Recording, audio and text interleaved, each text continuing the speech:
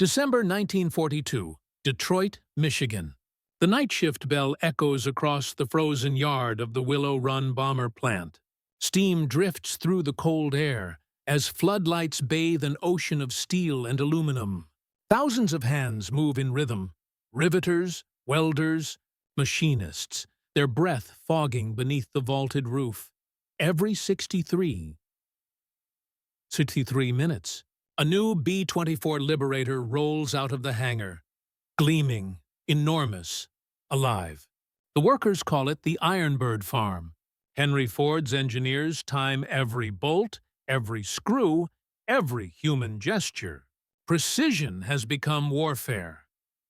Outside, freight trains wait in lines miles long, ready to carry engines, tires, wings, and hope toward the coasts. Somewhere across the Atlantic, German submarines stalk the waves, unaware that every passing hour another American factory has joined the fight. Germany knew its enemies wore uniforms. It never understood that America's deadliest weapon wore coveralls. This was not just a war of soldiers, it was a war of production.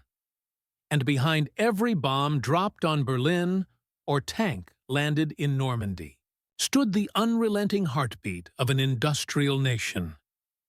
Before the machines roared, before the blue sparks of welding torches lit the American night, the United States stood apart, powerful, industrial, but uncertain of its purpose. It was 1939. Europe burned again. German armor sliced through Poland, and the British Empire braced for a storm it could barely afford to fight. Across the Atlantic, America watched. Factories still built cars, not tanks. Assembly lines hummed with peacetime rhythm. Isolationist voices echoed through Congress. No foreign wars, they warned. No more boys in Europe. But beneath the quiet, there was potential energy, an industrial capacity unmatched anywhere on Earth. The great automobile cities, Detroit, Cleveland, Buffalo, were mechanical empires, their workers skilled in speed, volume, and precision. Their steel mills could pour enough metal to build a navy every month, if asked. But in 1939, they were still making sedans, refrigerators, and radios. Franklin Delano Roosevelt saw further. He understood that modern war was not just a contest of armies, it was a test of production. He called the United States the arsenal of democracy. It was more than rhetoric.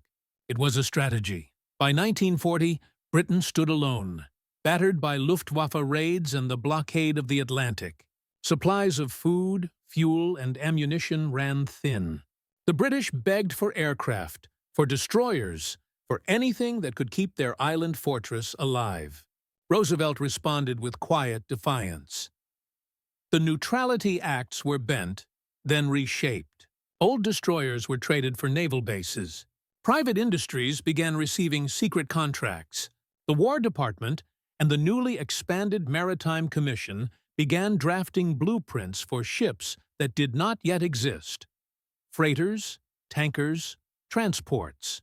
In a corner of Washington, a little-known agency, the Office of Production Management, began experimenting with a question no one had ever answered before.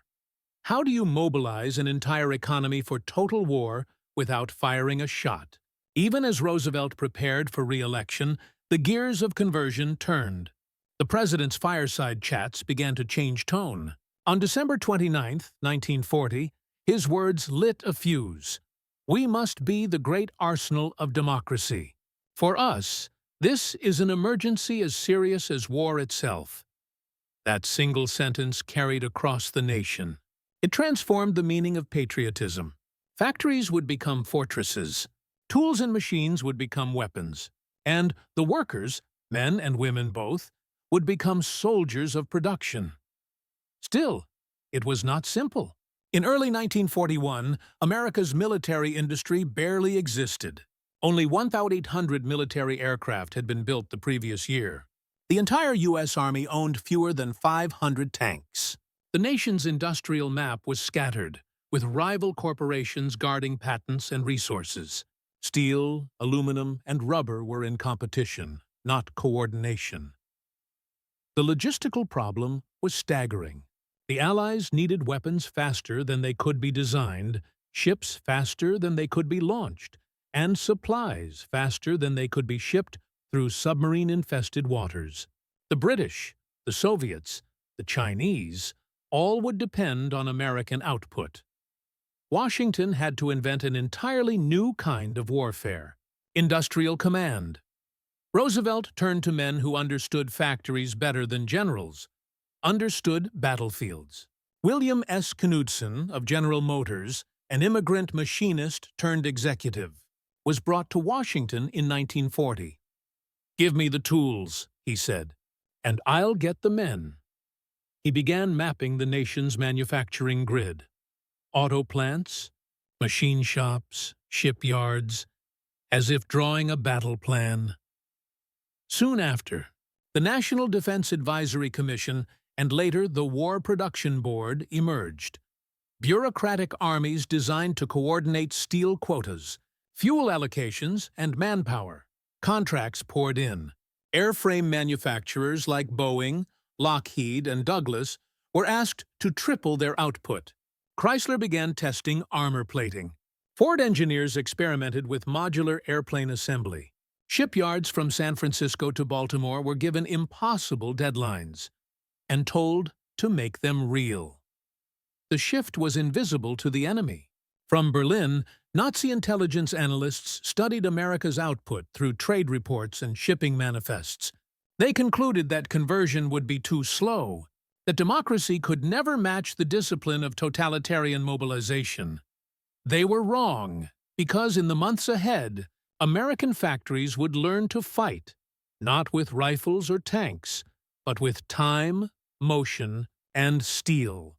And as the first blueprints for Liberty ships and B-17s left the drafting tables, the transformation began. By early 1942, the quiet conversion had become a roar.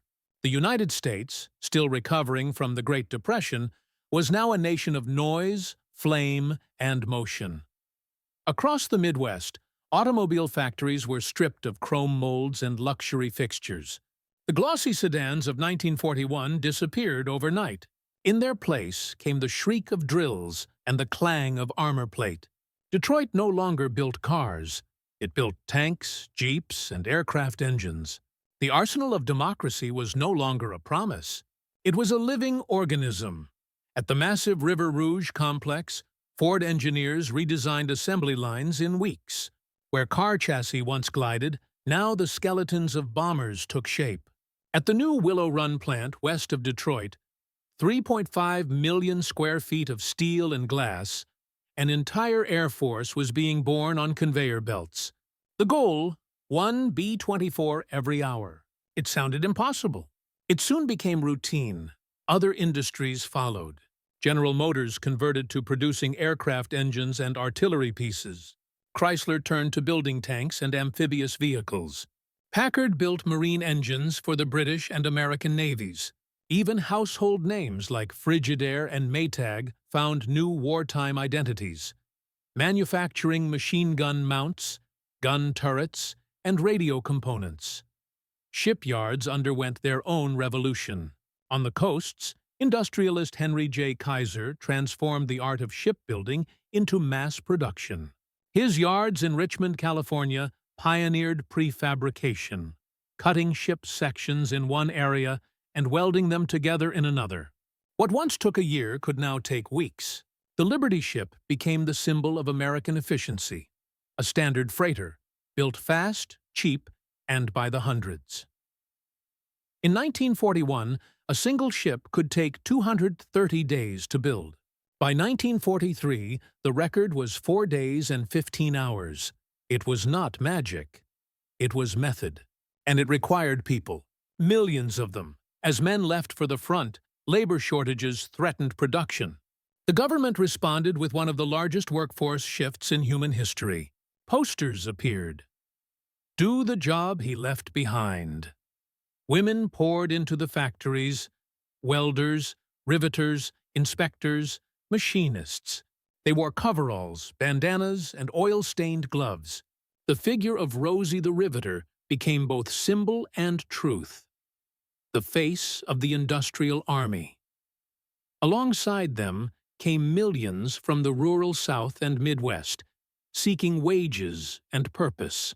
African American workers migrated north in record numbers, filling the assembly lines and shipyards. It was a social upheaval within a war, the reshaping of class, race, and gender through necessity.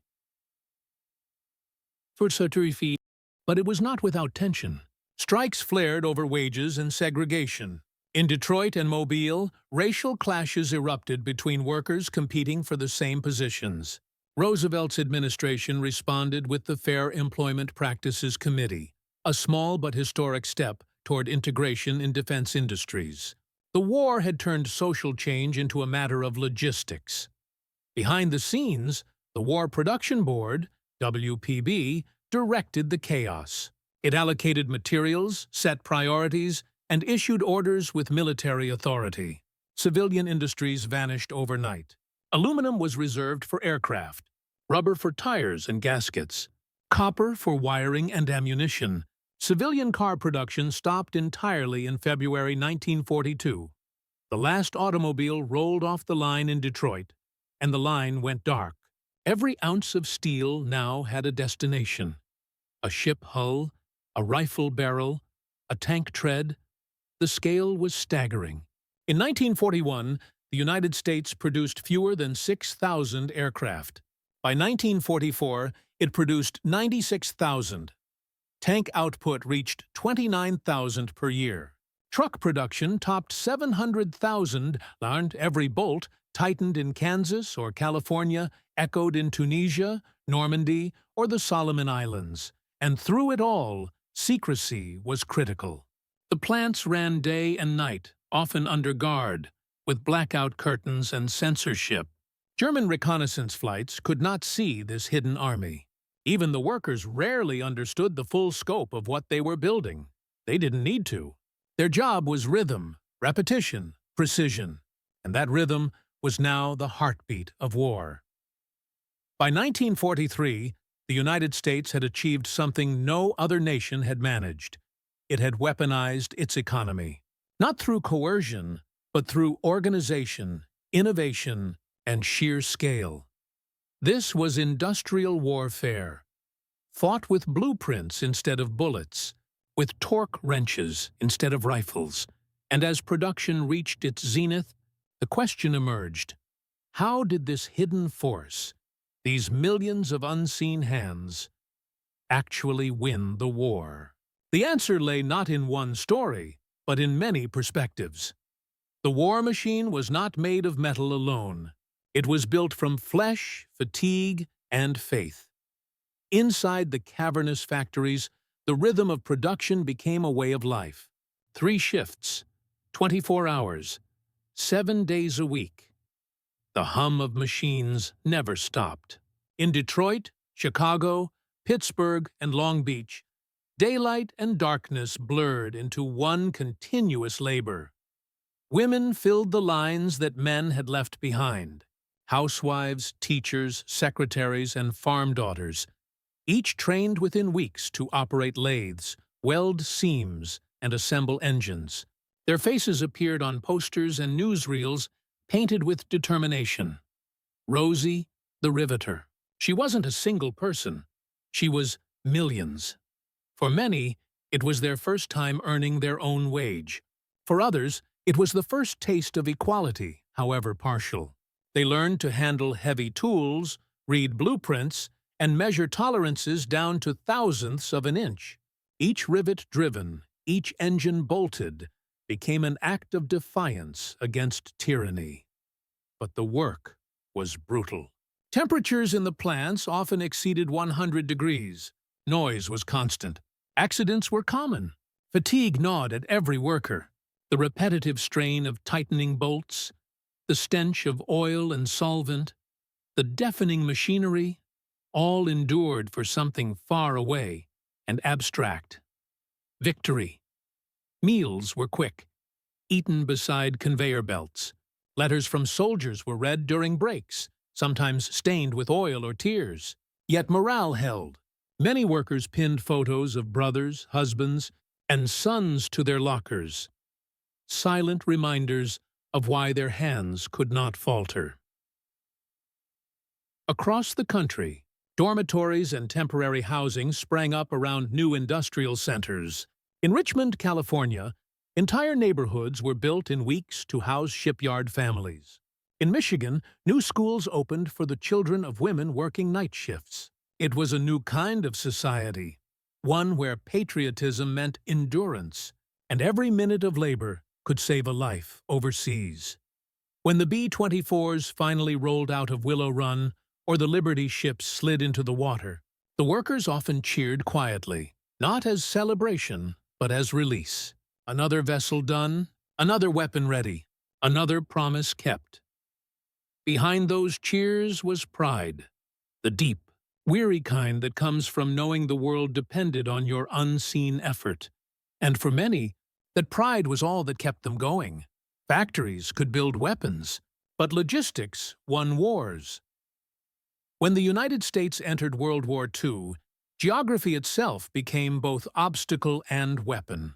America was far from every front, oceans away from Europe and Asia. Every shell, every tank, every plane had to cross thousands of miles. The question was not only how much the U.S. could build, but how fast it could move it. From 1942 onward, the Warshipping Administration and U.S. Navy's convoy system became arteries of global warfare. Merchant fleets carried food, ammunition, and fuel to Britain, the Soviet Union, and the Pacific Islands.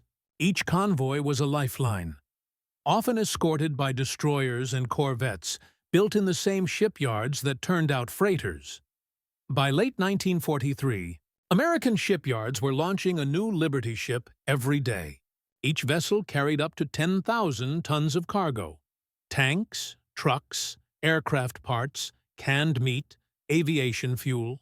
They sailed from New York, Norfolk, Galveston, and San Francisco, forming great steel processions across the oceans.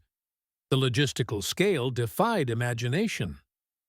In 1941, Allied forces had struggled to supply even one front adequately. By 1944, American logistics supported three: Europe, the Pacific, and the China-Burma-India theater. Ports in Britain swelled with cargo mountains. Soviet dock workers in Murmansk unloaded convoys under Arctic snow, sometimes under Luftwaffe attack.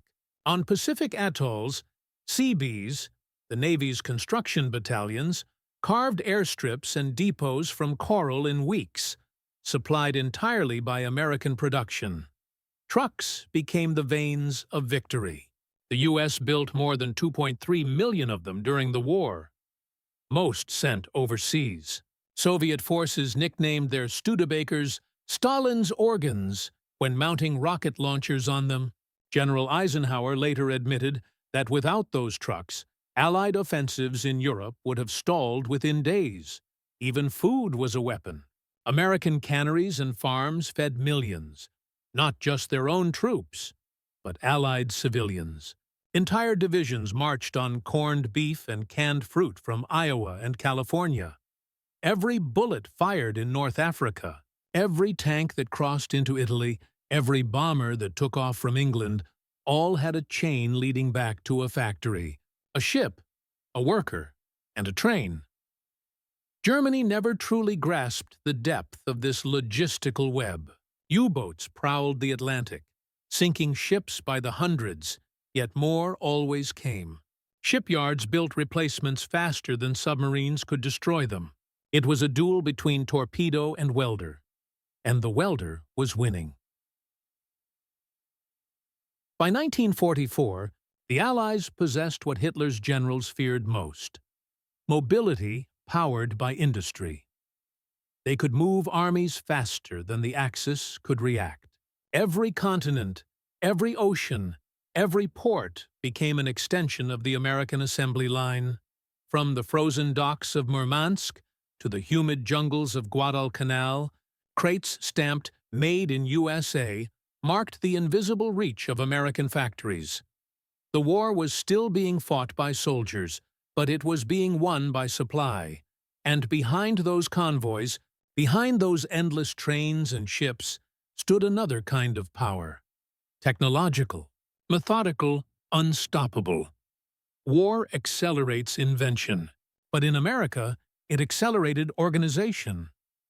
When the United States entered World War II, its factories didn't just produce, they reinvented how production itself worked. The greatest weapon was not any single tank or aircraft. It was the system that made them by the tens of thousands. At Willow Run, the Ford Motor Company created the largest assembly line in human history. Engineers designed it to function like a living organism, parts entering one end, complete aircraft rolling out the other. Conveyor belts spanned half a mile. Cranes slid wings into place with millimeter precision. The same logic that had built the Model T now built the B-24 Liberator. By 1944, Willow Run could produce a fully operational bomber every hour. It was a feat no other nation matched. Elsewhere, industrial miracles multiplied. Henry Kaiser's shipyards turned shipbuilding, once a handcrafted art, into industrial choreography. Instead of laying a keel and waiting months, workers built prefabricated sections in parallel. Decks, hulls, and bulkheads came together like an enormous puzzle. Welding replaced riveting, faster, cheaper, and stronger. Kaiser's innovation didn't just build ships, it built a new pace of war. One Liberty ship every few days meant the Atlantic convoys could be endlessly renewed. When the German Navy sank a freighter, it was replaced before the wreck had even settled on the seafloor. Aircraft factories followed the same principle. Boeing, Lockheed, and Douglas standardized components so parts built in Kansas could fit fuselages in California without adjustment. Subcontracting became a science. Thousands of small machine shops, even high school workshops, produced parts according to exact specifications. This was distributed production before computers existed. It meant no single attack, no single bottleneck could cripple output. The system was too vast, too decentralized, too efficient. Behind every innovation was a philosophy. Simplicity equals speed. The Jeep, for example, was a triumph of standardization. Designed to be rugged, minimal, and repairable by hand, it could be assembled anywhere, by anyone. Soldiers joked it could climb trees, but the real genius was how easily it could be made. Even the M1 Garand rifle, reliable, semi-automatic, mass-produced, reflected the same logic. In a world where seconds mattered, American engineering valued function over elegance. Factories also adopted early automation. Jigs, templates, and gauges ensured consistency at scale. Training manuals became as vital as blueprints. The line worker became both craftsman and cog, mastering repetition to perfection. The results were staggering. By the war's peak, America built 27,000 retardant aircraft, 86,000 TALRs, tanks, 6 million machine guns, over 6,000 Harriers naval vessels. Each weapon, each vehicle, was an answer to Germany's precision with America's volume. The Nazi regime prized craftsmanship, quality, and technical superiority. But that pride was a weakness. German tanks like the Tiger were powerful, but too complex, too slow to build, too few to matter. The Americans did not need perfect machines. They needed enough machines. And that was the difference. The Axis built marvels. The Allies built momentum. At the top of the pyramid, leadership turned chaos into coordination. Franklin D. Roosevelt had no blueprint for this kind of war. He built one as he went. His genius was not in engineering or tactics, it was in delegation. He found men who understood production, trusted them, and gave them authority.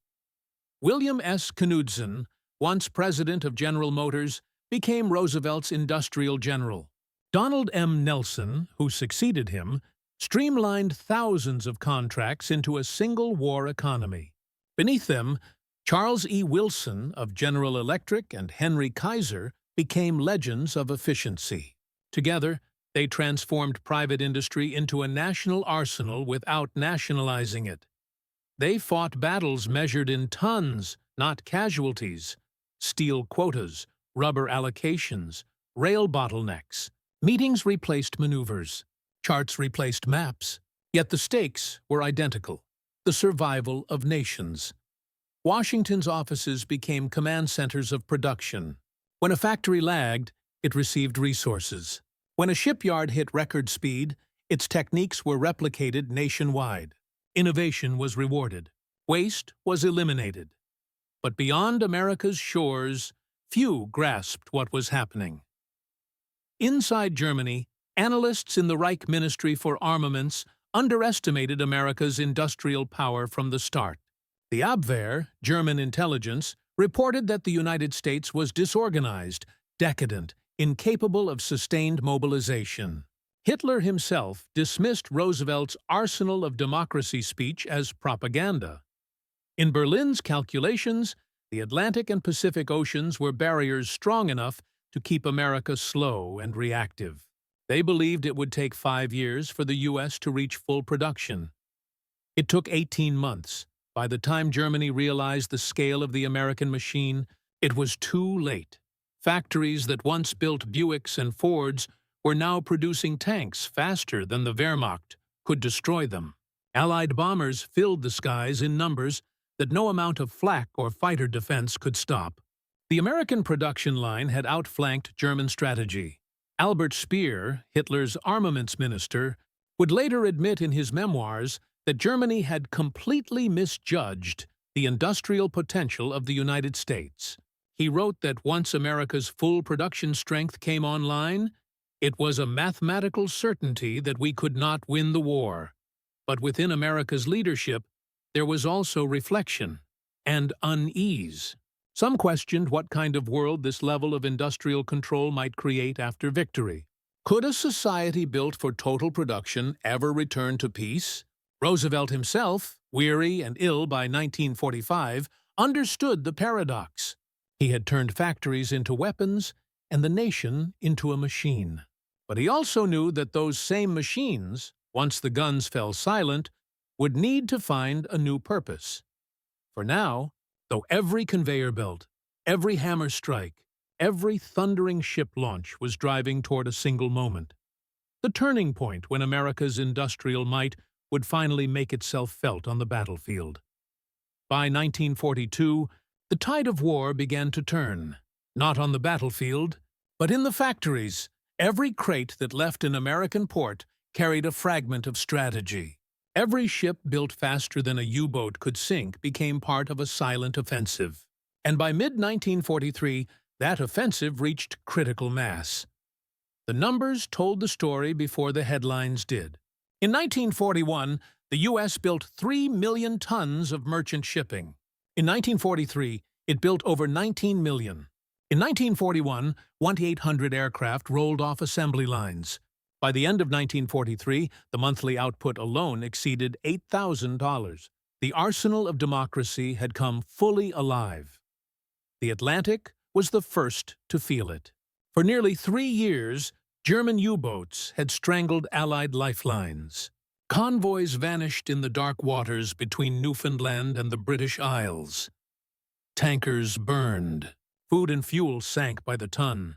Churchill called it the only thing that ever really frightened me. Then, in the spring of 1943, the balance shifted.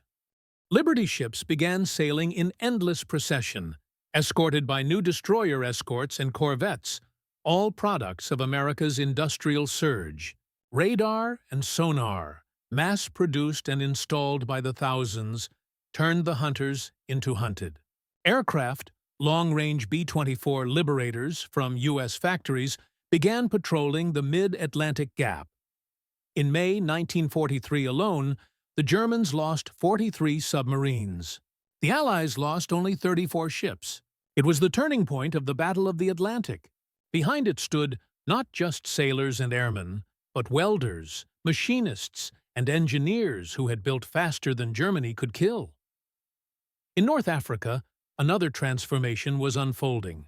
The American 1st Armored Division landed in November 1942 with a fleet of tanks, jeeps, and trucks fresh from Detroit. The mechanical army rolled across deserts that had previously swallowed British expeditions whole. For the first time, supply lines matched the ambition of strategy. A single U.S. convoy to North Africa carried more cargo than all the ships of Nelson's fleet at Trafalgar combined. That same year, at the Battle of El Alamein, British forces, supplied by American vehicles and fuel, broke Rommel's Afrika Korps.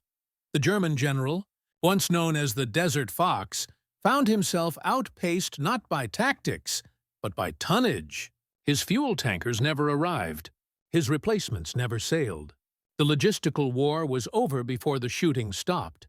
By late 1943, the same industrial torrent was flooding the skies. In England, the 8th Air Force prepared for the daylight bombing offensive that would take the war directly to German industry.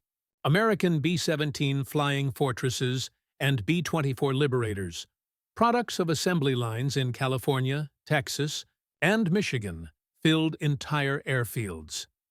The British called it the Thousand-Plane Raid. The Germans called it der Schweinehund-Strom, the relentless stream. Day after day, bombers thundered east, blackening the skies over the Ruhr, Hamburg, and Berlin. For every aircraft lost, American factories built 2 more. Industrial output had achieved what strategy alone could not. Momentum. Even in the Pacific, half a world away, American factories were turning the impossible into operational reality. At Pearl Harbor in 1941, the U.S. Navy had been crippled. By 1943, it was a juggernaut. New Essex-class carriers slid from the docks in record numbers. Fletcher-class destroyers rolled off production lines like automobiles. Aircraft, the Grumman Hellcat, the TBF Avenger, arrived faster than Japan could train pilots. The Pacific War was becoming a war of replacement rates, and Japan could not keep up. The industrial miracle at home was rewriting the map of war abroad. And the soldiers, sailors, and pilots who fought in those distant battles knew it. Letters from the front spoke of astonishment. How damaged planes were replaced in days. How supply lines never stopped. How ammunition never ran out. One pilot wrote home from England, "It feels like every time we lose a plane, another one is waiting for us at breakfast." That sense of endless supply, of inexhaustible strength, became the psychological turning point of the Allied war effort. By 1943, Germany still held vast territory. Japan still dominated much of Asia, but the outcome was shifting beneath them, measured not in miles, but in machines. The war of production had become the war of attrition, and in that war, America could not be matched. Yet the true test, the moment when industry would meet history, still lay ahead.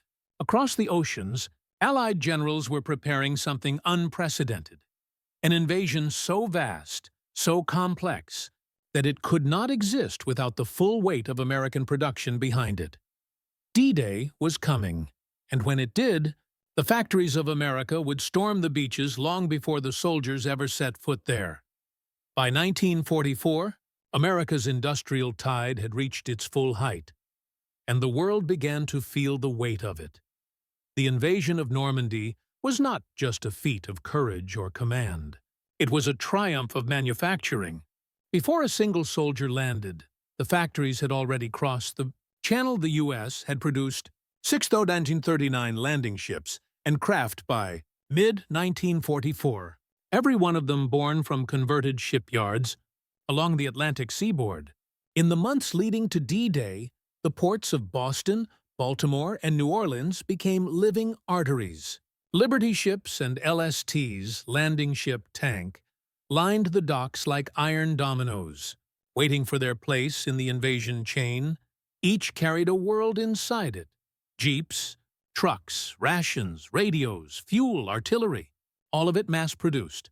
All of it meticulously catalogued and timed. The logistical miracle that Eisenhower called The greatest military operation in history was only possible because American industry had turned complexity into routine. The floating harbors of Normandy, the mulberries, were themselves the embodiment of industrial ingenuity. Prefabricated steel causeways built in secret on American and British shores towed across the channel like mechanical islands. Without them, the Allies would have drowned in their own success. Behind every ship that landed came 10 more, and behind them, hundreds of factories that never slept. The same momentum thundered eastward. On the Eastern Front, Soviet armies were beginning their own resurgence, and much of it was riding on American steel. Through the Arctic convoys to Murmansk and Archangel, the U.S. shipped over 400,000 trucks, 14,000 aircraft, and nearly 500,000 tons of explosives under Lend-Lease. The Red Army's mobility in 1944, its ability to move entire tank armies hundreds of kilometers in days, was powered by American gasoline and Studebaker engines. Marshal Zhukov later admitted, "Without the Lend-Lease vehicles, we could not have carried out the great offensives of 1944. From the beaches of Normandy to the plains of Belarus, the rhythm was the same. American production driving Allied momentum. The impact was most visible in the air. In 1944, the U.S. Army Air Forces reached peak power, 80,000 aircraft in service, a number unmatched in history. Bombing campaigns deep into Germany became daily routine. Cities that had been beyond reach in 1942 now lay within the radius of mass-produced B-17s and P-51 Mustangs oil plants. Rail junctions, synthetic fuel facilities, the lifeblood of Hitler's war machine, were systematically erased. Each bomb dropped on German industry was, in a sense, the product of another factory a continent away. In response, German commanders tried to adapt. They shifted production underground, dispersed factories, rationed fuel. But they were chasing a storm with a bucket. Allied bombing destroyed more than buildings. It shattered the rhythm of German industry itself. By late 1944, Germany could no longer replace its tanks or aircraft fast enough. The Panther, once a symbol of technical superiority, now stood idle for lack of parts. Luftwaffe pilots were ordered to ration flight hours. Ammunition plants were cut off from steel supplies. Everywhere, the consequences of America's distant factories were visible. In empty fuel drums, in abandoned vehicles, in silent airfields. The war of output had become the war of exhaustion. In the Pacific, the pattern repeated, only on a vaster scale. The island-hopping campaigns that carried the U.S. Navy from Tarawa to Saipan to the Philippines were powered by an ocean of logistics. Floating supply bases, mobile repair depots, hospital ships, and oilers, all produced in those same roaring factories back home. At the Battle of the Philippine Sea in June 1944, Japan launched its last major carrier offensive. In 2 days, it lost 426 aircraft and 3 carriers. The Americans lost 123 planes and replaced them within a week. Japan never recovered. By 1945, the U.S. Navy had grown to 6,768 ships. Shipyards in California and Virginia were launching vessels faster than the enemy could sink them. The industrial rhythm had become unstoppable. Every rivet, every weld a weapon. Even Germany's final desperate weapons, the V-2 rockets and jet fighters, could not reverse the tide. Innovation without production was futility. America's genius lay not just in invention, but in replication. The final proof came on June 6, 1944, as the beaches of Normandy filled with men, machines, and steel. For the first time in the war, every Allied army, every fleet, every air force operated under the same industrial umbrella. One built thousands of miles away by a population that had never heard a single shot fired in anger. From the heartland factories to the French coast, the line was unbroken. The arsenal of democracy had become the hammer of liberation. And as the Allies advanced through France, Italy, and the Pacific Islands, the sound of victory was not the roar of guns, but the steady, endless hum of machines across an ocean. The war was not yet over, but the outcome was sealed. The question was no longer if the Axis would fall, only how long their ruins would take to collapse. By early 1945, the war in Europe was collapsing under the sheer weight of numbers. American industry had become a force of nature, invisible yet omnipresent, shaping every decision, every retreat, every surrender. Germany's armies were no longer defeated merely in battle. They were starved, immobilized, and stripped of their ability to recover. Production statistics tell the story more clearly than any speech. By 1944, the United States produced 96,000 aircraft, more than Germany and Japan combined. It rolled out 49,000 tanks, 2.4 million trucks, and 8 billion rounds of small arms ammunition. German factories, by comparison, had been bombed, dispersed, and deprived of resources. Fuel output fell by 90% after the destruction of the synthetic oil plants at Leuna and Politz.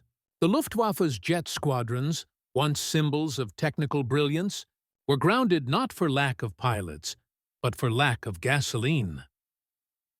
By February 1945, Hitler's generals could only watch as Allied supply convoys rolled without interruption from Normandy to the Rhine. Field. Marshal Albert Kesselring called it the triumph of logistics. He admitted privately that Germany's defeat had been a mathematical certainty since 1943. On the battlefield, the contrast was unmistakable. American and British divisions advanced with an abundance that stunned captured German officers. Fresh tanks arrived as old ones burned. Artillery shells came by the million. Air cover never ceased. In contrast, German units retreated on bicycles, horse-drawn wagons, and empty fuel drums. Their last armored formations cannibalized destroyed vehicles for parts. The Wehrmacht, once the most mechanized army in Europe, had regressed to 19th-century mobility. Everywhere, the industrial balance dictated the human one. The Battle of the Bulge, Germany's final counteroffensive in December 1944, consumed its remaining reserves of fuel and armor. Hitler gambled that bad weather would ground Allied air power. When the skies cleared, P-47 Thunderbolts and Typhoons shredded his retreating columns. It was the last time German initiative dictated events. From that moment, the Reich was on borrowed time. The Pacific told the same story, written in steel and fire. By the time U.S. Marines landed on Iwo Jima in February 1945, American shipyards had already launched enough landing craft for 3 simultaneous invasions. Japan's merchant fleet, once the artery of its empire, lay at the bottom of the Pacific. Oil reserves were gone, aircraft sat idle for want of fuel. Factories lay in ruins.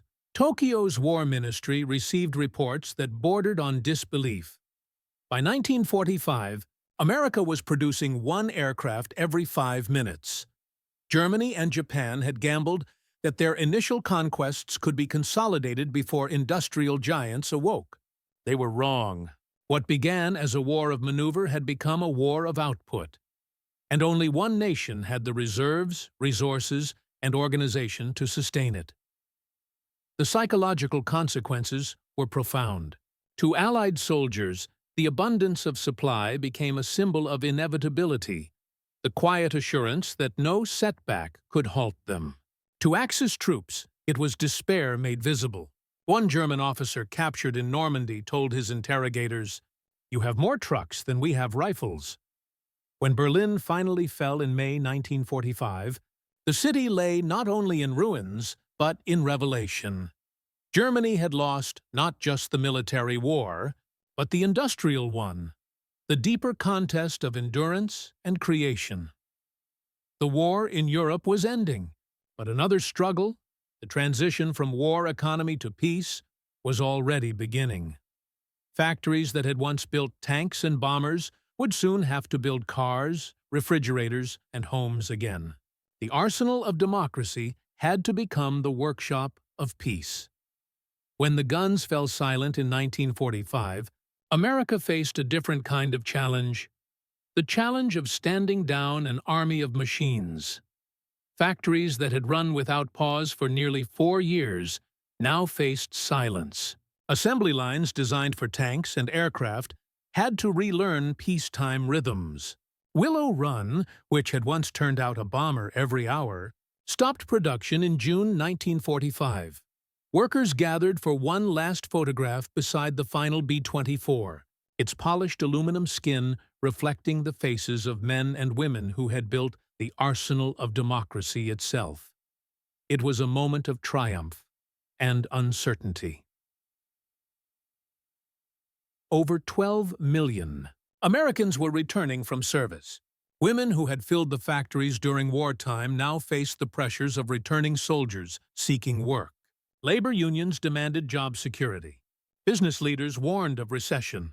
And yet, the industrial machine that had fueled victory refused to collapse. Instead, it transformed. The very methods that had produced tanks and ships now powered a consumer revolution. Mass production, standardized parts, and national logistics networks turned from war tools to engines of prosperity. Automobiles, washing machines, radios, and later televisions rolled off the same retooled lines that had once built jeeps and bombers. The war had created an economy of scale, and that scale did not disappear. It simply changed its purpose, but the human cost lingered. Millions of workers carried the physical and emotional toll of relentless labor. Long shifts, dangerous conditions, and the strain of constant output. Industrial accidents during the war had numbered in the hundreds of thousands. Many veterans returning home now joined the same factories, their bodies bearing scars from the front, while their hands returned to the tools of production. For African American workers, the wartime promise of opportunity was real but incomplete. The Great Migration had brought hundreds of thousands north into defense industries, yet segregation and discrimination persisted. In the years that followed, those same workers became the backbone of the emerging civil rights movement, their wartime labor having proven both their skill and their rightful place in the nation's prosperity. On the global stage, the balance of power had shifted irreversibly. Before 1939, Britain had been the world's industrial leader. By 1945, the United States produced more than the rest of the world combined. Its factories had supplied not only its own armies, but those of every major ally. Its dollar had become the currency of reconstruction. In the ashes of war, the outlines of a new order emerged, one built on production, technology, and global reach. The Marshall Plan that would rebuild Europe in the late 1940s was itself an extension of wartime logistics. The same ships, railways, and administrative systems that had once supplied war zones now carried peace. American steel built bridges in France. American tractors plowed Soviet and Polish fields. American locomotives ran on German rails once bombed by American pilots. Industry had become diplomacy. Production was now power. The psychological impact of that transformation was profound. Where once armies had defined strength, now factories did. The war had proven that national survival depended as much on engineers, welders, and machinists as on generals and soldiers. The production front, invisible during the war, had become the true battlefield of the modern age, and from its victory, the United States emerged not just as a military superpower, but as an industrial civilization, capable of reshaping the world through output alone. Yet behind that triumph lay an unspoken truth, that total war had permanently fused economics and warfare. Every future conflict would carry the shadow of this one. Every factory, every port, every technology would now be seen through the lens of potential mobilization. The hum of machines that once saved civilization would never again sound entirely innocent. Still, for those who had lived it, the men and women who built, hauled, welded, and dreamed, there was a quiet pride. They had never seen combat, yet they had fought, every hour, with every rivet and every shift. Their battlefield had been the factory floor, their weapon, production itself. And from that battlefield, the modern world was born. The world now stood at a crossroads, between the silence of peace and the echo of the industrial war that had defined an era. The Second World War ended not with the flash of a single weapon, but with the steady pulse of 10,000 machines finally falling quiet. When historians speak of battles, they name places: Stalingrad, Normandy, Iwo Jima. But the true front lines of the 20th century stretched far beyond those maps. Through the roaring furnaces of Pittsburgh, the shipyards of San Francisco, the endless belts of Detroit and Buffalo. Here, war became industry. Here, ordinary lives turned into the machinery of survival. The men and women who built America's arsenal of democracy may never have seen a battlefield, but their labor defined one. Every bomber they assembled, every shell they stamped, every engine they forged was a weapon of endurance. Proof that power in the modern age was not held by armies alone, but by nations capable of sustaining them. The factories had become regiments. The welders were soldiers. Their battle was fought in rhythm, the beat of presses, the hiss of steam, the clang of iron. From that crucible came a truth that would define the modern world, that the future of warfare would no longer be measured solely in courage or command, but in capacity, the ability to build, to supply, to endure. And with that truth came a haunting inheritance. Because once industry and war became one, peace would never again feel entirely separate from preparation. Every innovation carried the shadow of its possible use. Every factory stood as both promise and warning. Yet, in that vast effort, humanity also revealed its greatest strength: cooperation, scale, purpose. Millions had moved in unison not for conquest, but for defense. And from their unity emerged a world remade by possibility. In the silence after victory, as the smoke cleared and the machines cooled, one idea remained: that the might of nations lies not in their armies, but in the hands that build them.